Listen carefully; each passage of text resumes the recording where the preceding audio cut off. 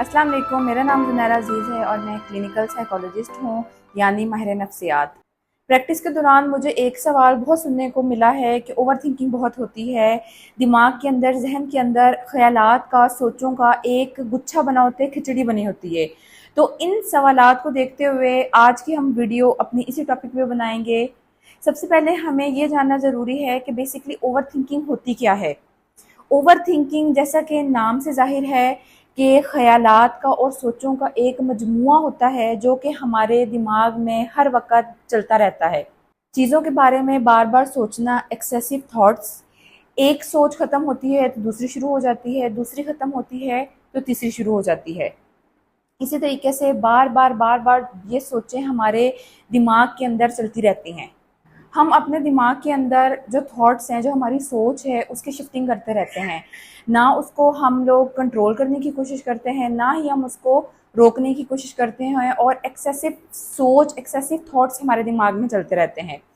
अगर हम बात करें कि ये जो सोच है, ये जो ख़यालात हैं, ये होते किन चीज़ों के बारे में हैं, तो इसकी हम लोग दो टाइप्स कर लेंगे। इसकी दो इकसाम होती हैं। एक आपको सोच आती है, एक आपको थॉट्स आते हैं अपने माजी के बारे में, जो कि पहले आपके साथ चीज़ें या पहले आपके साथ जो हालात गुजरे हैं वो काम हो चुका है। और एक आपके दिमाग में सोचें आती हैं अपने मुस्तकबिल को लेकर, अपने फ्यूचर को लेकर, एक टेंशन, एक फ़िक्र वाली जो सोचें होती हैं वो आपको आती हैं। हद से ज़्यादा सोचना तब होता है जब आपके ख़यालात और आपकी परेशानियाँ एक ना ख़त्म होने वाली एक चक्कर में घूम रही होती हैं। आपके दिमाग में एक ऐसे ख़यालात, ऐसी सोचें आ रही होती हैं। हम इसका अंदाज़ा इस बात से लगा सकते हैं कि अगर हम लोग पास्ट में देखें तो बहुत सारे ऐसे लोग गुज़रे हैं जिन्होंने डिफरेंट थ्योरीज़ पेश किए हैं, और आज हम सब लोग उन थ्योरीज़ को पढ़ते हैं और उन पर अमल भी करते हैं। तो ज़ाहिर सी बात है वो लोग भी ओवर थिंकर्स थे, उन लोगों ने भी ओवर थिंकिंग की है, लेकिन उनकी ओवर थिंकिंग ने उनको नुकसान इसलिए नहीं पहुंचाया क्योंकि उन्होंने अपनी जो एक सोच आती थी या जो उनको ज़्यादा ख़यालात आते थे, उन्होंने उनको एक प्रोडक्टिव वे में इस्तेमाल किया, एक प्रोडक्टिव चीज़ों में इस्तेमाल किया है। इस वजह से जो ओवर थिंकिंग है वो उनके लिए मसला नहीं बनी। ओवर थिंकिंग या ज़्यादा ख़यालात आना, दिमाग में ज़्यादा सोच आनी, ये इंसान के लिए तब मसला बनती है जब ओवर थिंकिंग आपकी ज़िंदगी पर असरअंदाज हो या नेगेटिवली आपकी जिस्मानी सेहत को वो डिस्टर्ब करे। अगर हम लोग थॉट्स पर बात करें, ख़यालात के बारे में बात करें कि आखिरकार ये जो ख़यालात होते हैं वो हैं क्या। अब देखें, ओवर थिंकिंग जो इंसान करते हैं उनके उनके दिमाग के अंदर जो ख़यालात आते हैं, कुछ ऐसे ख़यालात होते हैं जो कि मददगार साबित होते हैं और कुछ ऐसे ख़यालात होते हैं जो कि गैर मददगार साबित होते हैं। अगर मैं आपको इसकी छोटी सी मिसाल दूँ तो एक स्टूडेंट को असाइनमेंट अगर दी जाए तो कुछ स्टूडेंट्स ऐसे होते हैं, उन असाइनमेंट्स को बहुत ज़्यादा सीरियसली लेते हैं। वो ये सोचते हैं कि मैंने इसको कंप्लीट कैसे करना है, उसके ऊपर कुछ प्लानिंग करते हैं। प्लानिंग करने के बाद फिर उस चीज़ को एक्शन में लेकर आते हैं। तो इसका मतलब ये है कि इस काम में जो उन्होंने सोचा है वो सोच उनके लिए मददगार साबित हुई है। और अगर इसके बरक्स देखें कि कुछ ऐसे स्टूडेंट्स भी होते हैं जो इस तरह के कामों को अपने दिमाग के ऊपर, अपने जहन पर बहुत ज़्यादा हावी कर लेते हैं कि शायद मुझसे ये हो नहीं पाएगा, मैं ये कर नहीं सकता, या कुछ स्टूडेंट्स मुझसे बेहतर तरीके से इस काम को परफॉर्म करें। तो जब इस तरह की नेगेटिविटी, नेगेटिव ख़यालात उसके दिमाग में आते हैं तो वो उस काम को बिल्कुल भी ठीक तरीके से नहीं कर सकता। तो ये जो उसकी सोच है ये वो उसके लिए गैर मददगार साबित होगी। जब आपकी सोच आपके लिए गैर मददगार साबित हो तो डेफिनेटली वो आपको एक गलत डायरेक्शन की तरफ लेकर जाएगी। Thinking in it self is very normal and natural. सोचना एक कुदरती अमल है। हम सोच समझ कर काम करते हैं, हम सोच समझ के कदम उठाते हैं, और चीज़ों को बेशक बहुत सोच समझ के करना चाहिए। ये हम किसी किसी काम में ज़्यादा सोचते भी हैं। देखिए, ज़्यादा सोचना गलत नहीं है, और वो ज़्यादा सोचना तब तक गलत नहीं है जब तक वो सोच आपकी ज़िंदगी को डिस्टर्ब नहीं कर रही, आपकी फ़िज़िकल हेल्थ, आपकी मेंटल हेल्थ को डिस्टर्ब नहीं कर रही। There are difference between right thinking and wrong thinking, healthy thinking and unhealthy thinking. अब हम ये देखेंगे कि जो एक सही सोच है, राइट थिंकिंग है, वो क्या होती है और रॉन्ग थिंकिंग क्या होती है। अगर मैं आप लोगों को रॉन्ग थिंकिंग डिफ़ाइन करूं तो ये वो थिंकिंग होती है जो कि लोगों ने अपने बिलीव्स के ऊपर बनाई होती है। یعنی کہ ریالٹی میں وہ چیز ایگزسٹ نہیں کرتی جس کے بارے میں وہ سوچ رہے ہوتے ہیں یا جس کے بارے میں وہ پریشان ہو رہے ہوتے ہیں، وہ صرف ان کے دماغ کی ایک افواہیں ہوتی ہیں اور ان کے دماغ کے وسوسے ہوتے ہیں جو کہ ان کو غلط سوچ کی طرف راغب کرتے ہیں، جبکہ رائٹ تھنکنگ از کہ ہم ریالٹی کے بیسس پہ سوچتے ہیں۔ زیادہ اوور تھنکنگ میں انسان یہ سوچتا ہے کہ کہیں مجھ سے ایسا نہ ہو جائے، ویسا نہ ہو جائے، کیا یہ میں کر سکوں گا یا نہیں کر سکوں گا۔ اگر ہم لوگ اسی کشمکش میں یا انہی خیالات میں پڑے رہیں گے تو ظاہر سی بات ہے it will take us to anxiety, ہم گھبراہٹ کا شکار ہو جائیں گے، ہم لوگ وسوسوں کا شکار ہو جائیں گے۔ جب ہم ان چیزوں کے بارے میں زیادہ سوچتے ہیں، یہ سوچ یا تو ہمیں ڈپریشن کی طرف لے جاتی ہے یا یہ سوچ ہمیں انزائٹی کی طرف لے جاتی ہے۔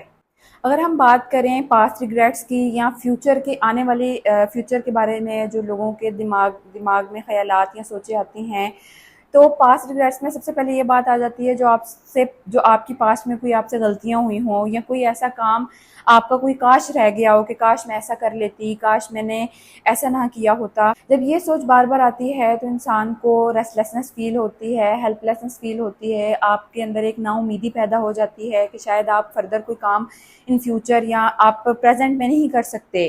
اسی طریقے سے جو زندگی گزارنے کی چاہ ہے وہ چیز ختم ہو جاتی ہے۔ تو یہ ساری چیزیں لیڈ کرتی ہیں ڈپریشن کی طرف۔ اور اگر ہم اس کے ساتھ ساتھ فیوچر کی فکروں کے بارے میں بات کریں، مستقبل کو لے کر جو پریشانیاں یا خیالات آپ کے دماغ میں چلتے ہیں، اس کے اندر آپ یہ سوچتے ہیں کہ ان فیوچر میرا فیوچر کیا ہوگا، میں زندگی میں کامیاب ہو سکوں گا نہیں ہو سکوں گا، میرے گھر والے میرے بارے میں کیا سوچ رکھتے ہیں، یا ان فردر مجھے یہ کام کرنا چاہیے یا نہیں کرنا چاہیے۔ تو یہ جو چیز ہوتی ہے، یہ جو نیگیٹو خیال ہوتا ہے، یہ انسان کے اندر ایک ڈر، ایک فیئر پیدا کر دیتا ہے جس کی وجہ سے آپ انزائٹی کا شکار ہو جاتے ہیں، سٹریس کا شکار ہو جاتے ہیں۔ اگر میں یہاں پر ہیلدی تھنکنگ کی بات کروں تو آپ نے اپنی زندگی کے اندر جب بھی آپ کو کوئی اس طرح کے منفی خیالات آتے ہیں تو آپ نے کوشش کرنی ہے کہ آپ نے پازیٹیو سوچنا ہے۔ اس سے یہ ہوتا ہے کہ آپ اپنی زندگی کے اندر ایک ایکٹیویٹی لے کے آئیں، ایک ایسی ایکٹیویٹی جو کہ آپ اپنی زندگی میں یوٹیلائز کریں اور وہ آپ کو پروفیشنلی اور پرسنلی دونوں طرح سے آپ کی زندگی میں مددگار ثابت ہوں۔ اس کے ساتھ ساتھ اگر ہم لوگ ٹریٹمنٹ کی بات کریں یا میں آپ کو کچھ ٹپس بتاؤں کہ آپ اپنی اوور تھنکنگ کو کیسے کم کر سکتے ہیں، تو سب سے پہلے یہاں پر ایک بات سمجھنے والی ہے کہ کچھ لوگ یہ کہتے ہیں کہ ہمارے دماغ کے اندر، ذہن کے اندر سوچیں خود بخود آتی ہیں اور ان سوچوں کو ہم لوگ چاہ کر بھی ختم نہیں کر سکتے۔ تو دیکھیں، سب سے پہلے آپ اوور تھنکنگ کو خود ختم کر سکتے ہیں، اس چیز کو آپ خود ٹھیک کر سکتے ہیں اگر آپ کے اندر خود ول پاور ہے، اگر آپ خود کرنا چاہیں تو۔ ایسی کوئی بھی چیز نہیں ہے کہ انسان اس کے اوپر کوشش کرے اور وہ کام نہ ہو۔ اب بات کرتے ہیں کہ ہم اوور تھنکنگ کو کم کیسے کر سکتے ہیں، تو ہمارے پاس یہاں پر 5 Ds ہوتے ہیں جس کے تھرو ہم لوگ اپنے اس اوور تھنکنگ کے پیٹرن کو کم کر سکتے ہیں۔ جب آپ چھوٹی چھوٹی چیزوں کو لے کر پریشان ہوتے ہیں، چھوٹی چھوٹی چیزوں کو لے کر آپ اپنے دماغ میں سوچنا شروع کر دیتے ہیں، خیالات آنا شروع ہو جاتے ہیں، تو آپ کو خود ہی پتہ چل جاتا ہے کہ میں اب اوور تھنکنگ کر رہا ہوں یا میں زیادہ سوچ رہا ہوں۔ تو اس کے لیے آپ نے سب سے پہلا جو کام کرنا ہے، آپ نے اپنی جو سوچ ہو اس کو ڈسٹریکٹ کرنا ہے، اپنی توجہ ہٹانی ہے اس چیز سے، اور آپ اپنی توجہ صرف اسی طریقے سے ہٹا سکتے ہیں جب آپ کوئی ایسا کام کریں گے جس کے اندر آپ کا انٹرسٹ ہوگا۔ آپ اپنی کوئی ایکٹیویٹی کو پک کریں، آپ اپنی کوئی ہابی کو اڈاپٹ کریں، آپ کوئی ایسا کام کریں جس کی وجہ سے جب آپ کو لگے کہ میں اب اوور تھنکنگ سٹارٹ کرنے لگی ہوں یا کرنے لگا ہوں، تو آپ اپنا وہ کام سٹارٹ کر دیں۔ اسی طریقے سے اگر میں دوسرے ڈی کی بات کروں تو وہ ہے ڈیلے۔